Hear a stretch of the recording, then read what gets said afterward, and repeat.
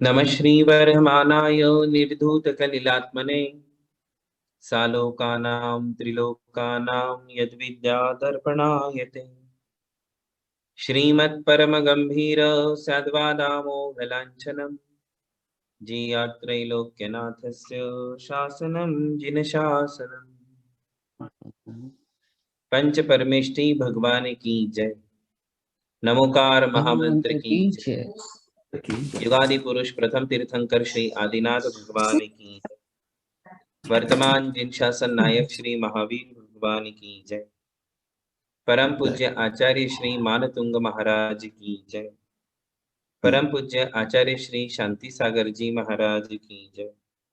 परम पूज्य आचार्य गुरुवर प्रज्ञा श्रमण श्री देवनंदी जी महाराज की जय। श्रीमद जैन धर्म की जय। मुनि श्री अमोद कीर्ति जी महाराज की जय।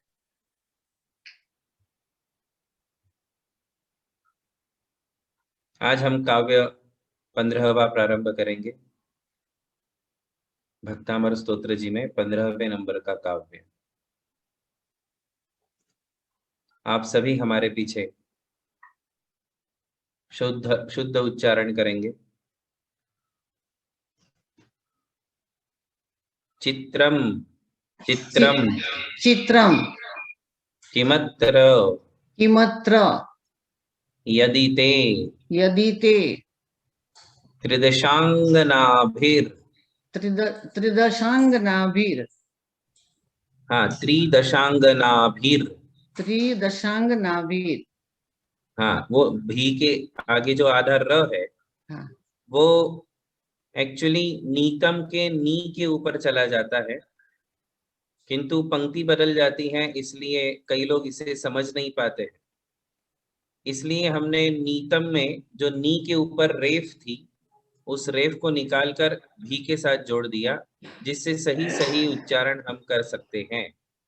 अन्यथा लोग त्रिदशांग नाभि बोल देते, उधर नीतम मनागपि बोल देते, रेफ छूट जाती है।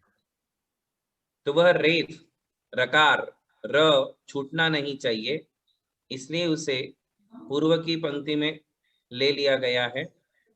तो उसे उसी हिसाब से बोलेंगे सभी। त्रिदशांगनाभिर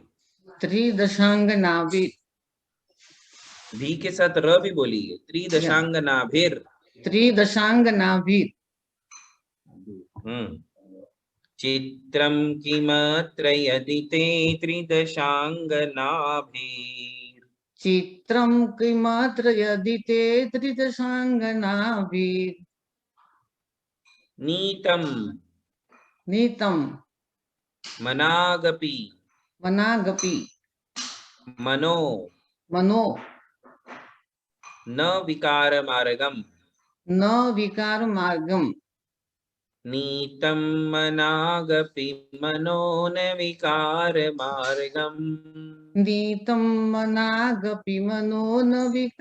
मार्गम। सरल है। कल्पांत काल मरुता चलिता चलेन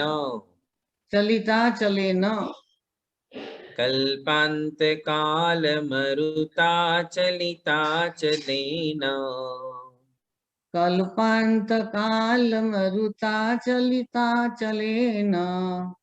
हाँ, जहाँ ह्रस्व है जहाँ दीर्घ है, ह्रस्व दीर्घ का ध्यान रखें। कल्पांत काल मरुता चलिता चलेन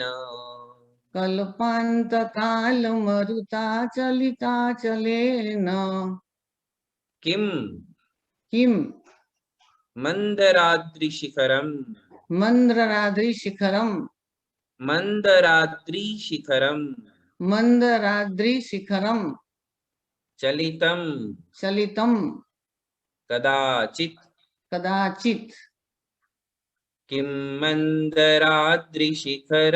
चलितम कदाचित किम मंदराद्रि शिखरम चलितम कदाचित हाँ, कदाचित पे तो हलंत है, आधा है।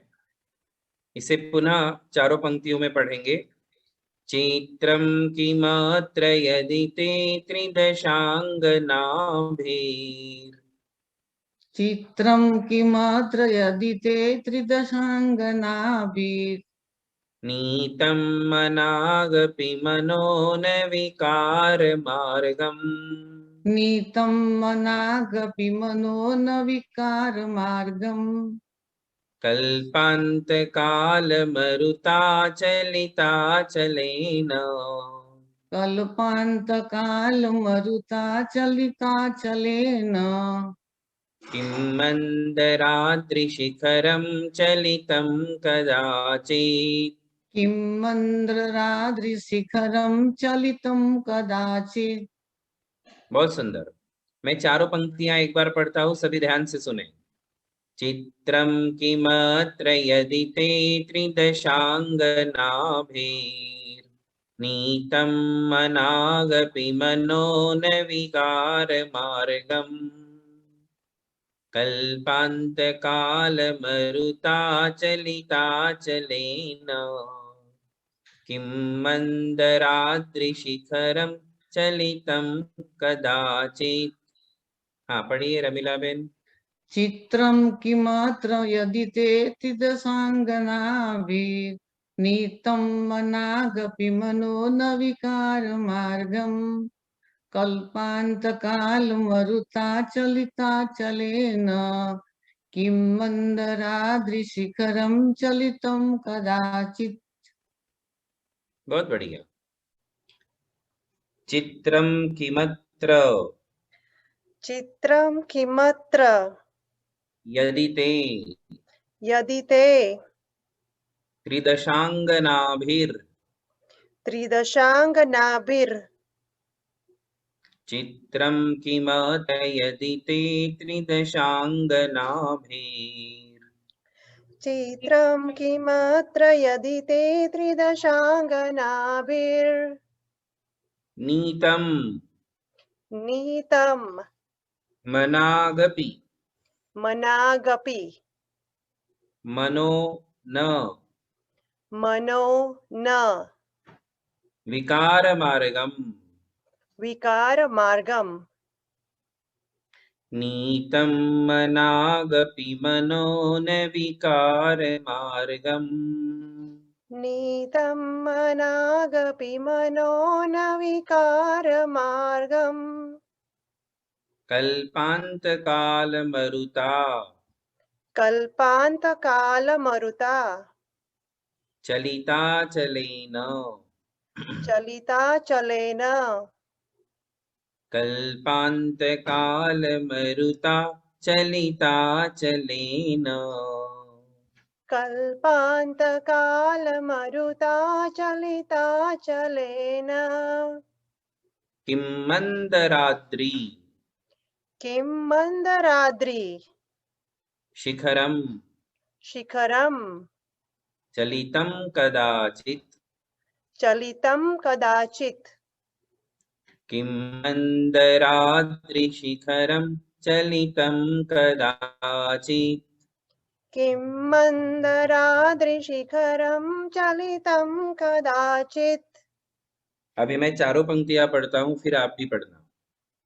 चित्रं किमत्र यदि ते त्रिदशाङ्गनाभिर्नीतं मनागपि मनो न विकारमार्गम् कल्पान्तकालमरुता चलिताचलेन किं मन्दराद्रिशिखरं चलितं कदाचित्।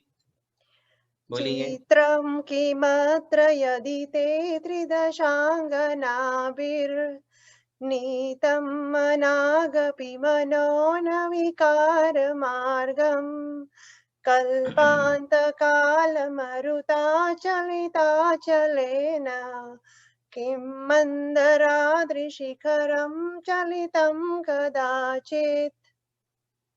बहुत सुंदर, आप बहुत ही शुद्ध पढ़ते हो, अच्छे से पढ़ा।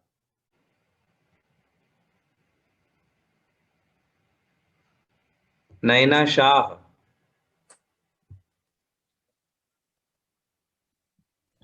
तमे वाचो। चित्रं किमत्र यदि ते त्रिदशाङ्गनाभिर्नीतं नीतं मनागपि मनो न विकारमार्गम् कल्पान्तकालमरुता चलिताचलेन किं मंदिराद्रिशिखरं चलितं कदाचित्। बहुत सुंदर, बिल्कुल सही पढ़ा आपने। हाँ, आप पढ़िए एस शाह।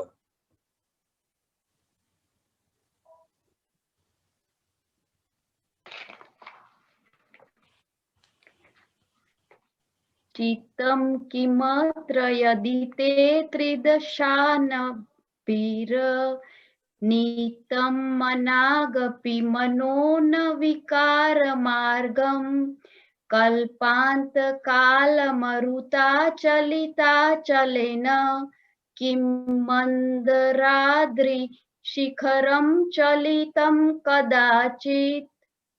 बहुत सही, बहुत सही। थोड़ा पहली पंक्ति में आपको सुधारना है, बाकी एकदम बढ़िया पढ़ा आपने। आप पढ़िए अस्मिता शाह।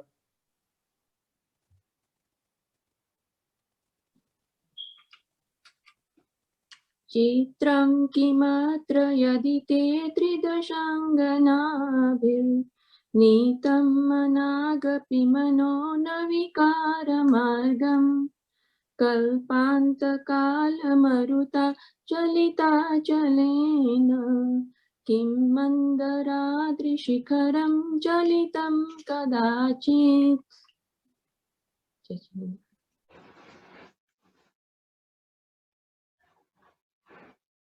जल्पना बेन तमे बोलो।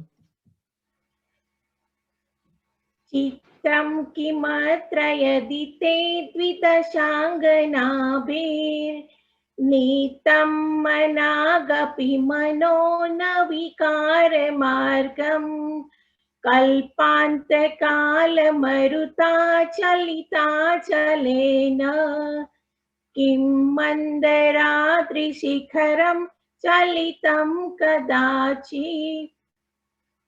बहुत बढ़िया, एकदम शुद्ध पढ़ा आपने भी। और कोई एक जन पढ़ेंगे? आप पढ़ेंगे? सुनाम छे तमारू राजेश भाई। गुरुदेव नमोस्तु नमोस्तु नमोस्तु। चित्रं किमत्र यदि ते त्रिदशाङ्गनाभिर्नीतं मनागपि मनो न विकारमार्गम् कल्पान्तकालमरुता चलिताचलेन किं मन्दराद्रिशिखरं चलितं कदाचित्। बहुत ही सुंदर। नमोस्तु गुरुदेव। परफेक्ट पढ़, परफेक्ट। हाँ, लीजिए अभी इसका अर्थ पढ़ेंगे। आप सब लोग अपना अपना म्यूट कर ले।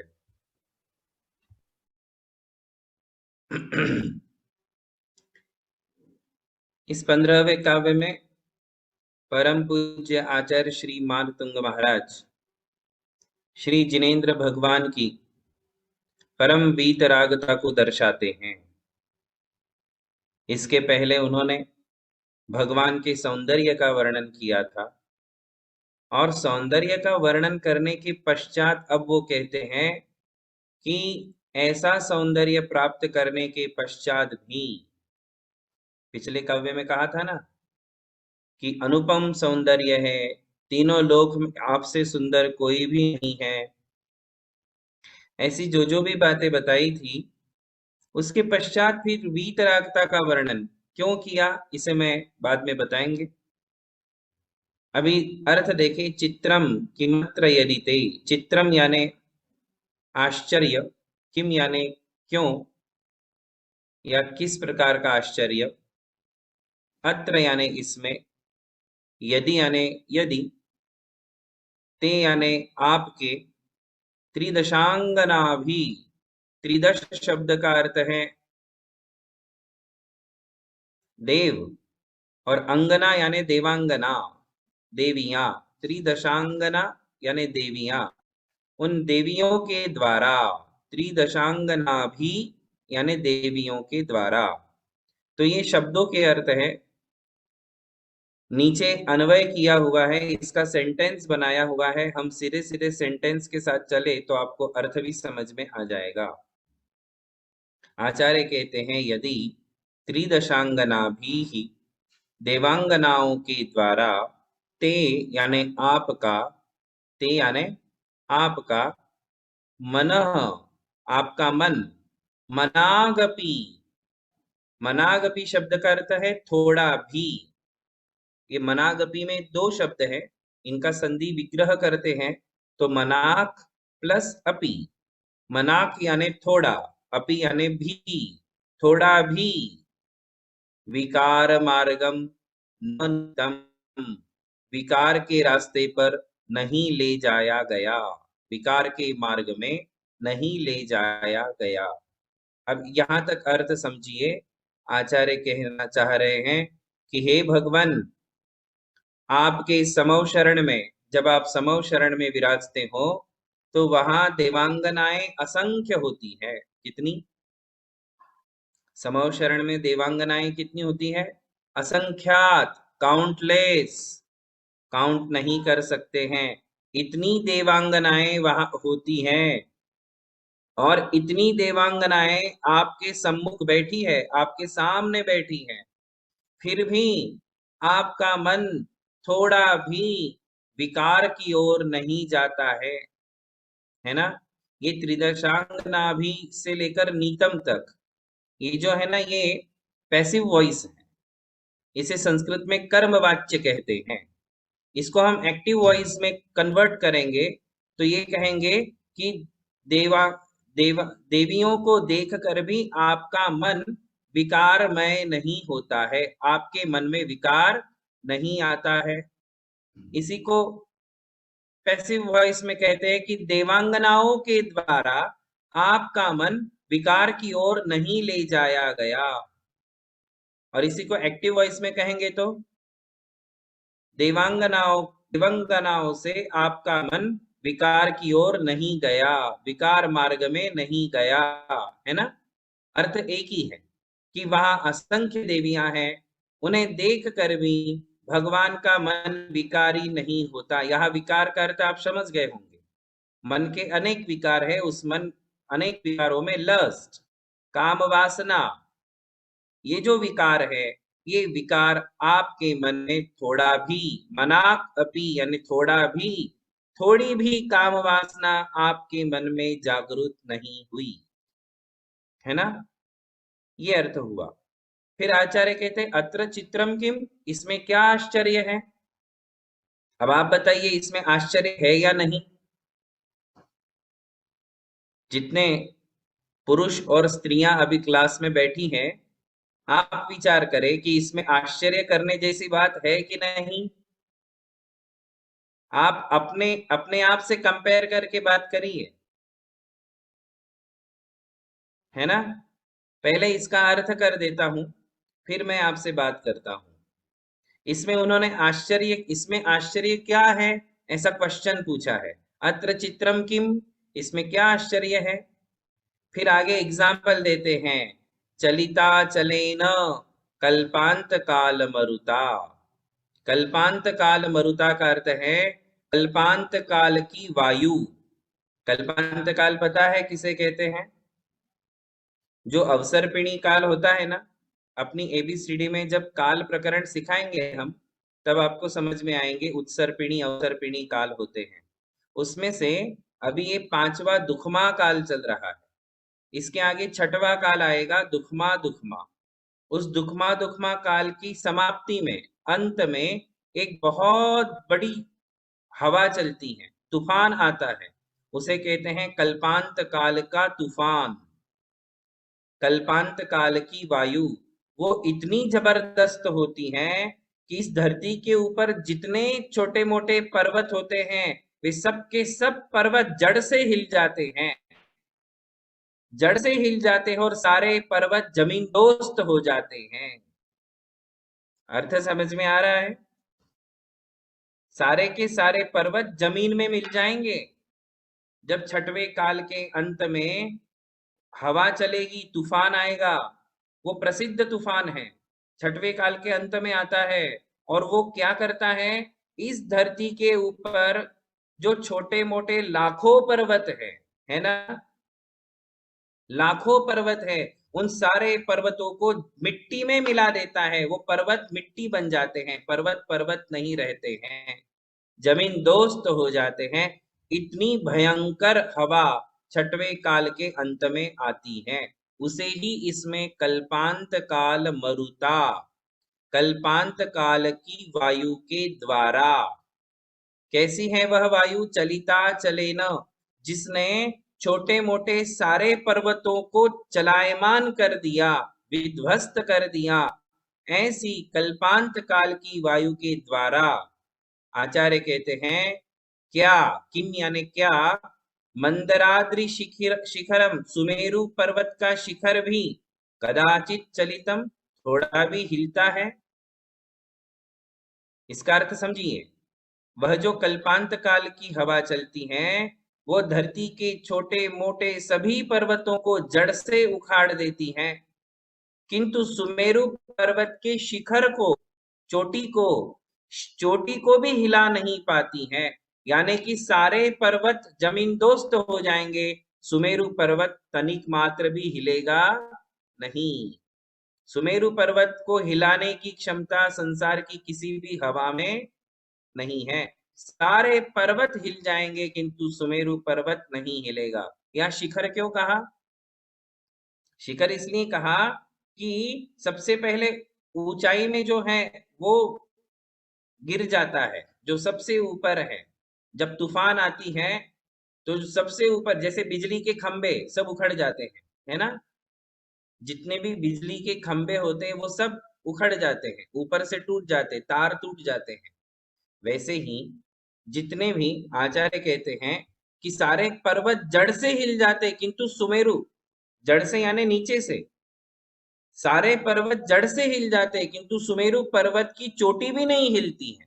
शिखर यानी सुमेरु पर्वत की चोटी, सबसे ऊपर का भाग इतना पतला हो जाता है, पतला होने के बाद भी वो हिलता नहीं है।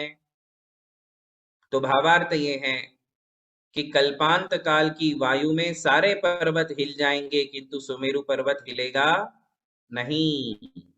तो ये किसके लिए एग्जाम्पल दिया आचार्यों ने?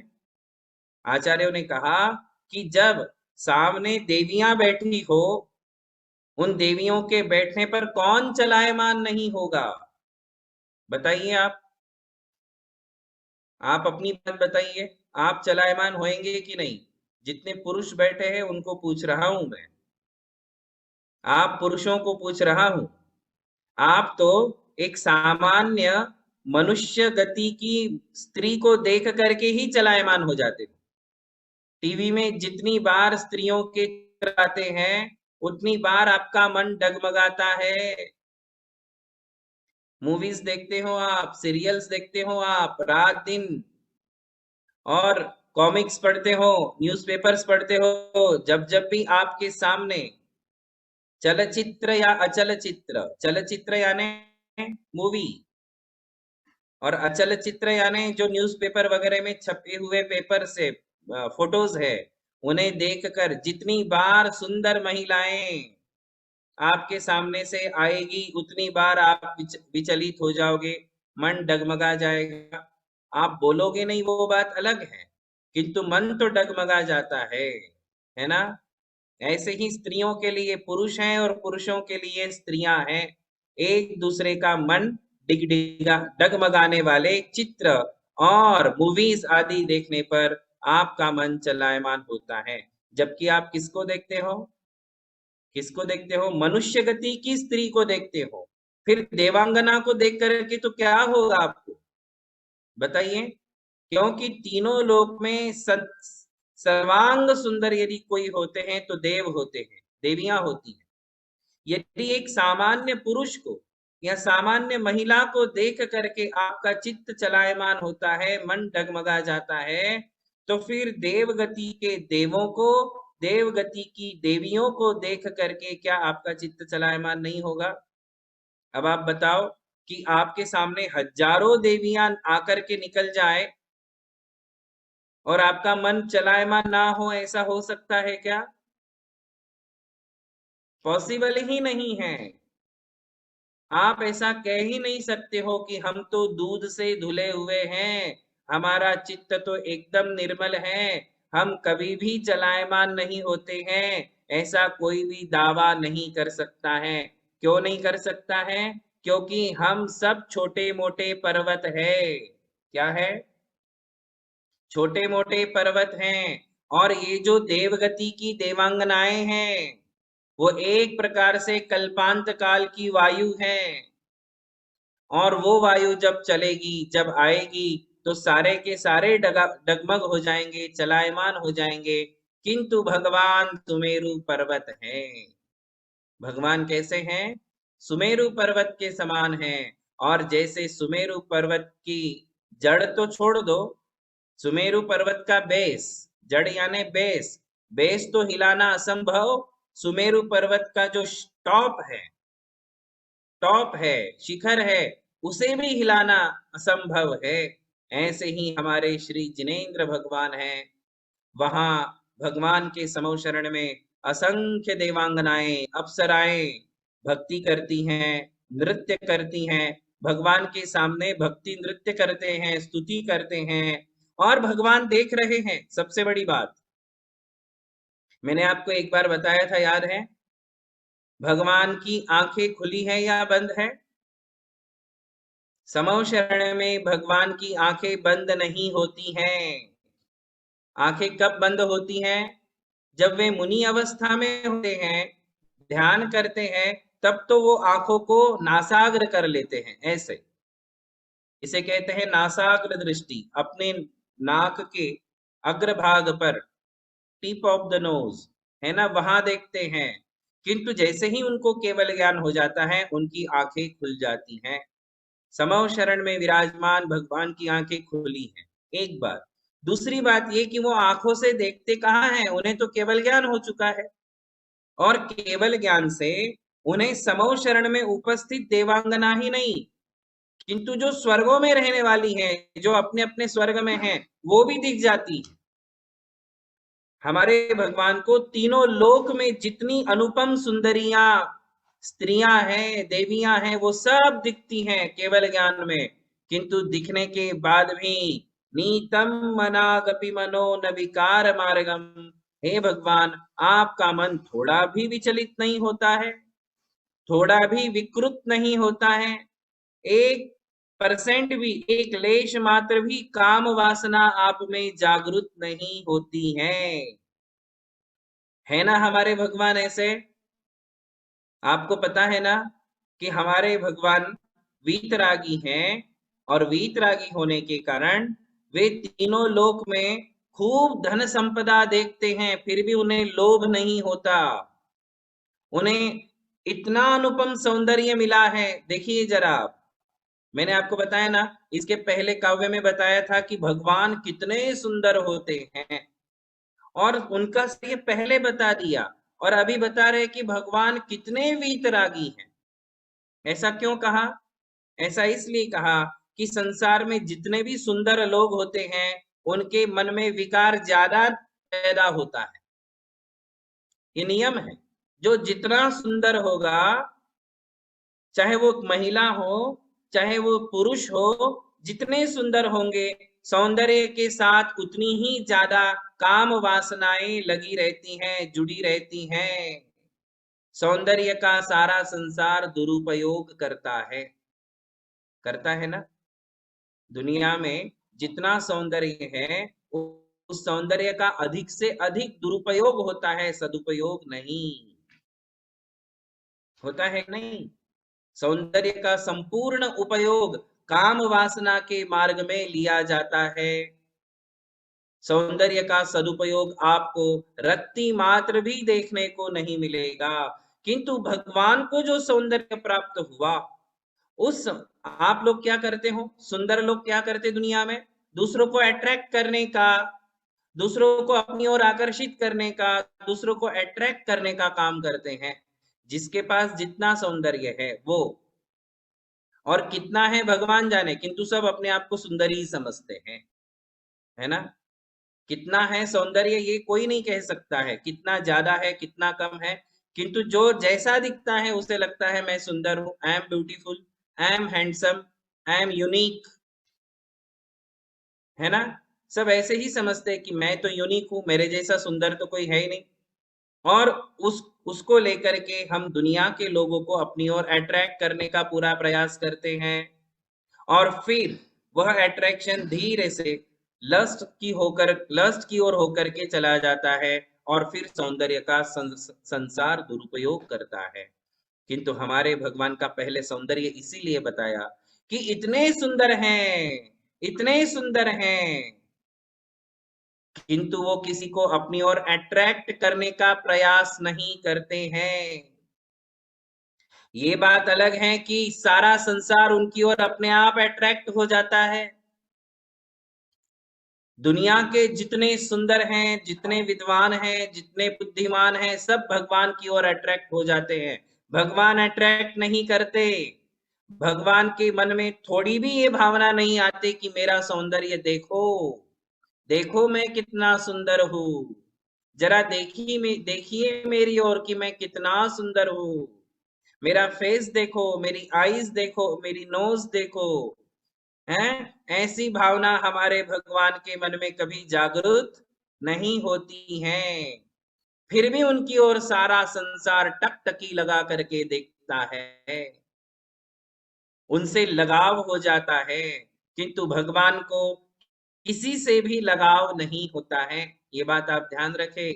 आप भगवान से 100% अटैच्ड हो सकते हो, किंतु भगवान आपके प्रति 1% भी अटैच नहीं होते हैं। अट्रैक्ट होने का तो सवाल ही नहीं है। भगवान आपसे क्या अट्रैक्ट होंगे, आपके पास है ही क्या? हम लोगों की ओर मूर्ख लोग अट्रैक्ट होते हैं। कौन होते हैं? हम लोगों की तरफ कौन अट्रैक्ट होते हैं? मूर्ख लोग अट्रैक्ट होते हैं। जो विद्वान होते हैं, ज्ञानी होते हैं, वो भगवान की ओर अट्रैक्ट होते हैं, और जो अज्ञानी लोग होते हैं वो एक दूसरे की ओर चमड़ी को देख करके अट्रैक्ट होने वाले तो अज्ञानी हैं, और भगवान के सौंदर्य की ओर अट्रैक्ट होने वाले ही वास्तव में ज्ञानी हैं। क्यों? क्योंकि हमारे अंदर ऐसा है क्या जो लोग हमारी ओर अट्रैक्ट हो जाते हैं, और आप में ऐसा क्या है जो आप लोगों को अपनी ओर अट्रैक्ट करते हो? जो भी है आपका खत्म होने वाला है, जीते जी खत्म हो जाता है, जवानी भी जीते जी खत्म हो जाती है, सौंदर्य भी जीते जी खत्म हो जाता है, फिर भी हमारे मन की वासनाएं मरती नहीं हैं। आदमी कितना भी बूढ़ा हो जाए, किंतु बुढ़ापे में भी वासनाएं तो काम करती हैं। उपकरण साथ नहीं दे रहा है। ये शरीर क्या है? ये शरीर है उपकरण, है ना। उपकरण का मतलब एक यंत्र है, उसके माध्यम से व्यक्ति काम करता है, किंतु बुढ़ापा जैसे जैसे नजदीक आता है तो हमारा शरीर शिथिल हो जाता है, कमजोर हो जाता है, वीक हो जाता है। शरीर साथ नहीं देता है, किंतु मन की वासनाएं तब भी कम नहीं होती हैं। मन तो तब भी चाहता है, जब जवान थे तब भी मन एक्टिवेट था, और जब अभी बूढ़े हो गए तब भी मन एक्टिवेटेड है। मन कभी बूढ़ा नहीं होता है, मन हमेशा जवान होता है, भले शरीर साथ दे या न दे। धर्म स्नेही बंधुओं, 15वें काव्य के माध्यम से आचार्य समझा रहे हैं कि भगवान की इस परम वीतराग दशा को देख, कितना सुंदर शरीर है, परम औदारिक शरीर है, कभी शरीर में बुढ़ापा छाता नहीं है। भगवान के शरीर में बुढ़ापा कभी नहीं आते, रिंकल्स कभी नहीं आते, जैसे के वैसे रहते हैं, सुंदर। किंतु फिर भी हमारे भगवान कभी किसी से न अट्रैक्ट होते हैं, न कभी किसी को अट्रैक्ट करते हैं, न कभी उनके मन में वासना जागृत होती है, न किसी के मन में वो वासना जागृत करवाते हैं। आप दोनों काम करते हो, आपके मन में भी वासना जागती है और आप दूसरों के मन में वासना को जगाने का काम करते हो। हमारे भगवान के जीवन में, आत्मा में ये कार्य नहीं है, न वे वासनाशील होते हैं, न दूसरों में वासना को जगाते हैं। ऐसी परम वीतराग दशा श्री जिनेंद्र भगवान की है। इसलिए उस वीतरागता की ओर भी देखो, पैरेलल, साइमल्टेनियसली, एक तरफ सौंदर्य को देखो और दूसरी तरफ एक तरफ उनके अनुपम सौंदर्य को देखो, और साथ ही साथ उसी समय उनके अंदर जो परम बीज रखता है उसे भी देखो। आप लोगों को बहुत हेल्प मिलेगी अपने मन को शांत करने के लिए, है ना। हमको हर हर एक काम में हेल्प मिल जाती है। आप जीवन में जितने काम करते हो, हर काम में आपको दूसरों की मदद, दूसरों की हेल्प मिलती है, किंतु मन को शांत करने के लिए किसी की भी हेल्प आपको नहीं मिलती। कोई आपको हेल्प नहीं कर सकता है मन को शांत करने के लिए। यदि हमारे मन में वासनाएं उमड़ रही हैं, वेद कर्म की उदीर्णा है, वासनाएं उमड़ती हैं, तो ऐसे समय में हमें हेल्प करते हैं श्री जिनेंद्र भगवान का यह स्वरूप, श्री जिनेंद्र भगवान की यह वीतराग दशा। तो इस काव्य के माध्यम से, इस काव्य का चिंतन मनन करने से हम अपने चित्त को शांत कर सकते हैं कि हमारे भगवान जैसा सौंदर्य नहीं, हमारे भगवान जैसा ज्ञान मेरे में नहीं, फिर भी ये विकार इतना मुझे परेशान क्यों करते हैं। यदि भगवान में इतनी वीतरागता है तो मैं भी अपने चित्त को शांत करता हूँ, है ना। भगवान के साथ हमेशा अपने आप को कंपेयर करना, आपकी ईगो कम हो जाएगी, आपका एंगर शांत हो जाएगा, आपकी लस्ट, सारा संसार परेशान है कि मैं कैसे जीतूं अपने लस्ट को, मैं कैसे जीतूं अपने क्रोध को, मैं कैसे जीतूं अपने अहंकार को। जीतने का यही एक तरीका है बंधुओं, हम अपने भगवान के स्वरूप का चिंतन करें, हम हमारे भगवान के स्वरूप का चिंतन मनन करें, उसको निहारते रहें और विचार करते रहें। तो ऐसा विचार करने से हमारे मन की शांति होती है और परम पुण्य की प्राप्ति भी हमारे लिए साथ साथ होती है, क्योंकि हम भगवान के विषय में चिंतन मनन कर रहे हैं। तो इस प्रकार अनेक कार्य श्री जिनेंद्र भगवान के विषय का चिंतन करने से सिद्ध हो जाते हैं। तो ये 15वां काव्य भी हमारे लिए बहुत लाभदायक है। लोग दूसरे ही लाभ देख रहे हैं। 15वां કાવ્યનો શું લાભ થાય છે? ભક્તામરમાં વાંચે છે, ભણે છે, શું મળે છે? એનાથી લક્ષ્મી મળે છે, એનાથી મને મારા વિઘ્ન નિવારણ થાય છે। એ 15વાં કાવ્યનું, 16વાં કાવ્યનું, 17વાં કાવ્યનું શું લાભ શું છે? अरे ये लाभ देखो, वे सारे लाभ छोड़ो, उसके पीछे तो सारा संसार दौड़ रहा है, किंतु ये लाभ देखो, ये आध्यात्मिक लाभ है। कौन सा लाभ है?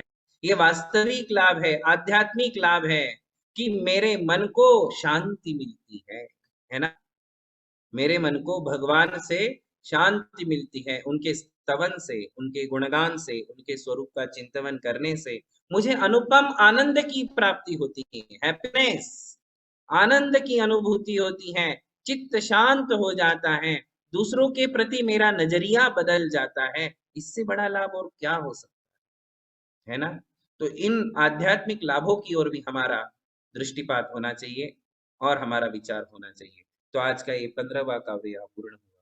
बोलिए प्रथम तीर्थंकर श्री आदिनाथ भगवान की। परम पूज्य धर्म दिवाकर मुनि श्री अमोक कीर्ति जी एवं अमर कीर्ति जी महाराज की जय। नमोस्तु महाराज जी, नमोस्तु महाराज जी, नमोस्तु। सभी को आशीर्वाद है। नमोस्तु महाराज जी, नमोस्तु महाराज जी, नमोस्तु। आशीर्वाद।